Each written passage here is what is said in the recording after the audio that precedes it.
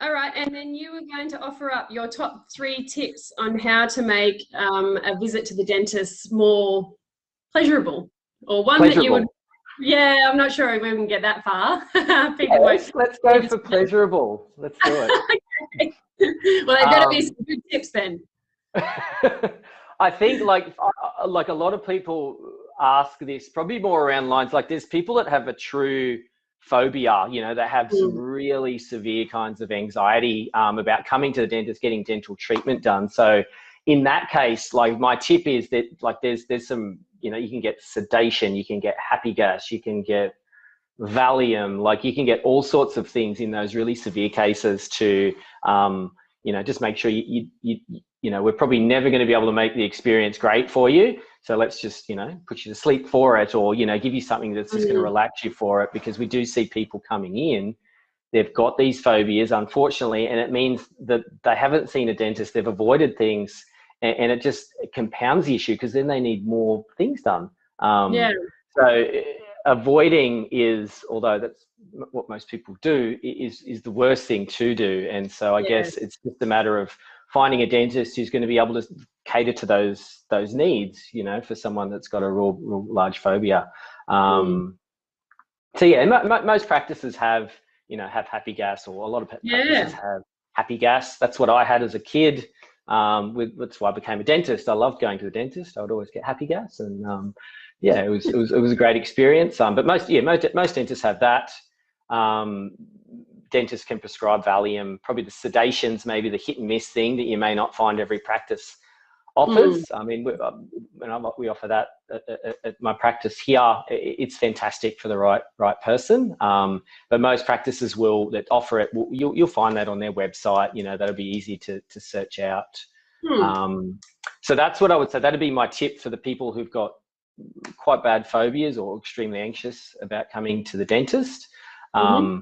The other tip that I would say is, and this is like the typical dentist routine, you know, get to things before they become a big issue. So try to go more regularly, try to go for maintenance and just, you know, getting checkups and, you know, exams and everything. So if you do need work, like it's only really minor. So, you know, and then that's more of a pleasurable experience. You're going in, you're getting your teeth cleaned, you know, you're talking about whitening, or, you know, these small things. We're not talking about a root canal, or we're not talking about taking teeth out.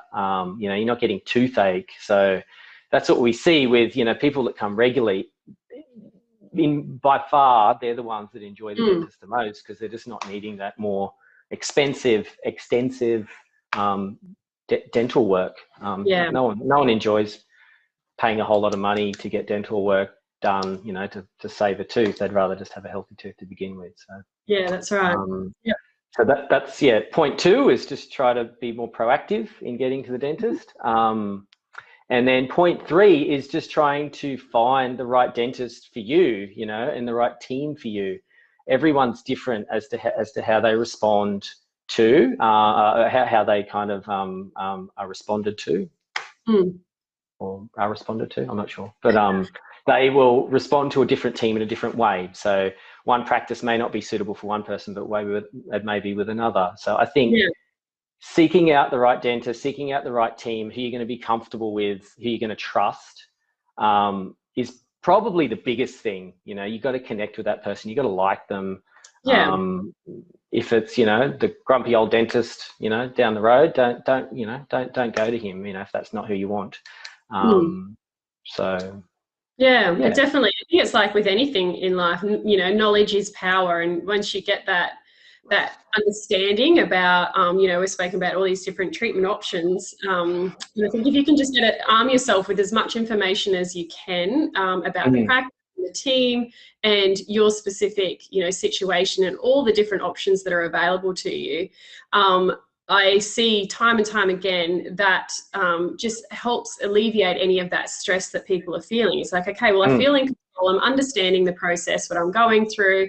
So I think, you know, just into what you're saying, finding the right practice, somebody who is going to sit and explain everything in terms that you understand, and you're on the same page about what's right for you, and they're very supportive in helping you reach your goals, whatever that is. I think that, you know, in itself, because it's very intimidating coming to the dentist, isn't it? You know, you've got this, it's a, you know, a sterile environment, you know, the smells and the sounds, and then, you know, people like right over in your personal space.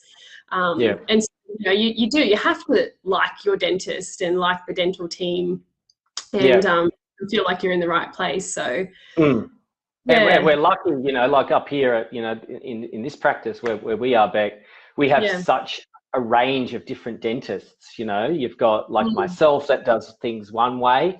We've got, you know, 3 other dentists there that do things all differently, and you tend to see this way. You know, people gravitate to certain dentists. You know, there's the ones that are really clinical and they lay it down, they're really firm.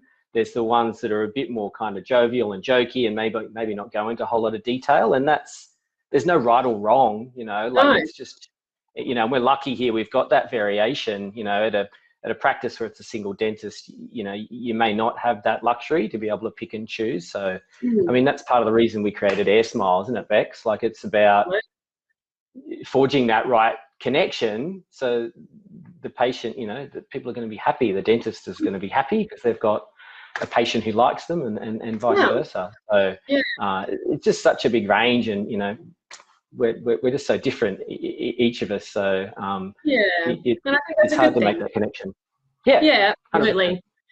100%. And like you said, that's exactly why we created AirSmile. So if you guys haven't checked that out yet, jump online, airsmile.com. We've got a whole new page there now, which will show you how it works with a really cool video.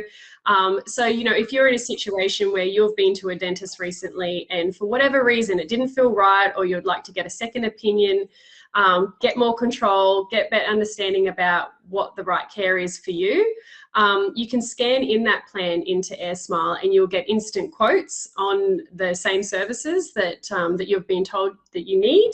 And also then you can go through a whole heap of other metrics, you know, with like reputation and what services they offer, payment plans, health insurance companies. Everything is there for you to be able to compare and find the right care for you, just online. So jump on to airsmile.com, join us here on Facebook.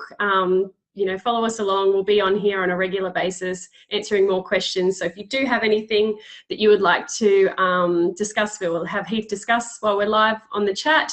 Send it to hello@airsmile.com. And yeah, we'll look forward to seeing you again soon. Thanks, Heath. That was great.